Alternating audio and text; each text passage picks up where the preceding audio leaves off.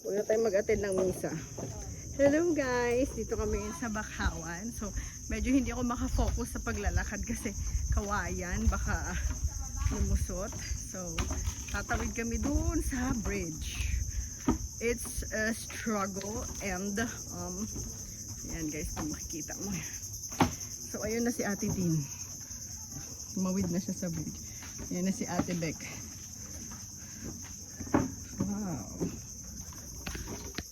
Ito na ang aking akit na kami. Akit na ako guys. Ay! Ano ba yan guys? Girl, wait! Dangawa ka eh. Wait lang lang. So, ito na po ang struggle ko. Let's go! Ay! Ayan. Wow! Isang malaking step. Ah. Ayan na po. Ah. Wow. Wow. Ayan. Dumating na ako sa kalagitnaan. And then, nakalagay, come again. Okay. Wait. At pababa.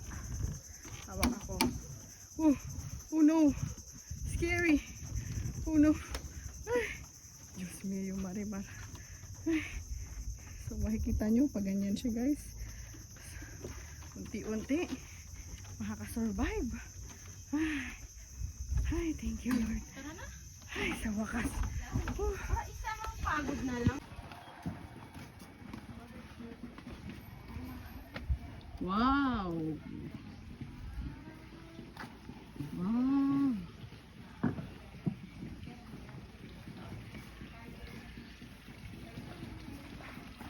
Wow.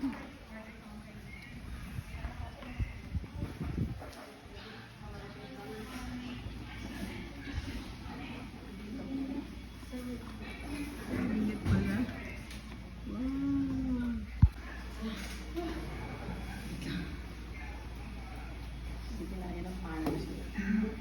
Nasaan yung ano ko?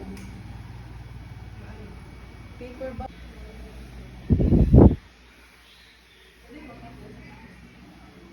So guys, dito tayo ngayon sa cafe. Bagong open to dito sa amin. So, titikman natin yung mga menu. Habuan. Aklanon yun ang parang kumot. Kuya, ayaw na. Guys, ito silong sa habuan. Tikman natin. Marami ng raspberry mix. Sarap. Oh, let's see.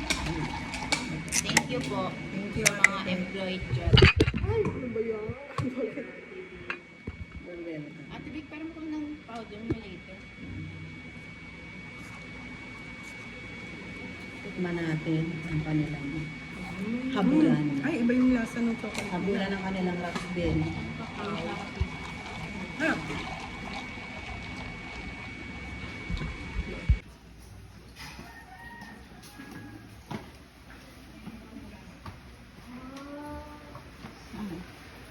Wow. Ay.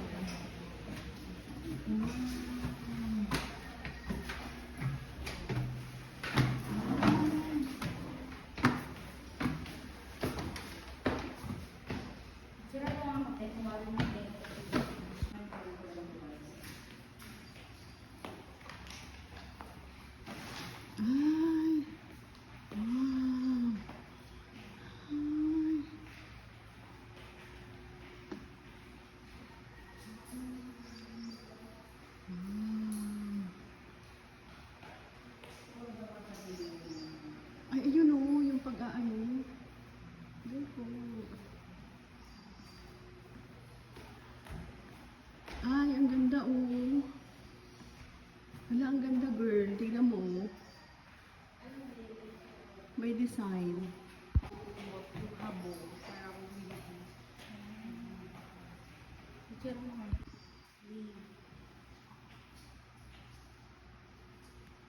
Pinya. Kasi dito nga sa Aklan yung ano. Dito nga sa Aklan yung nag-aano talaga ng mga ganyan.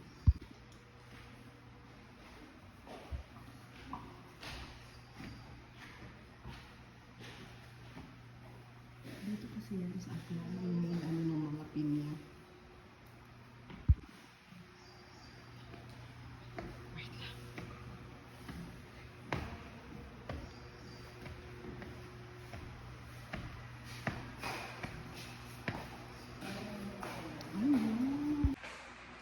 guys, dito tayo ngayon sa kung paano gawin ang mga cloth. Ganda.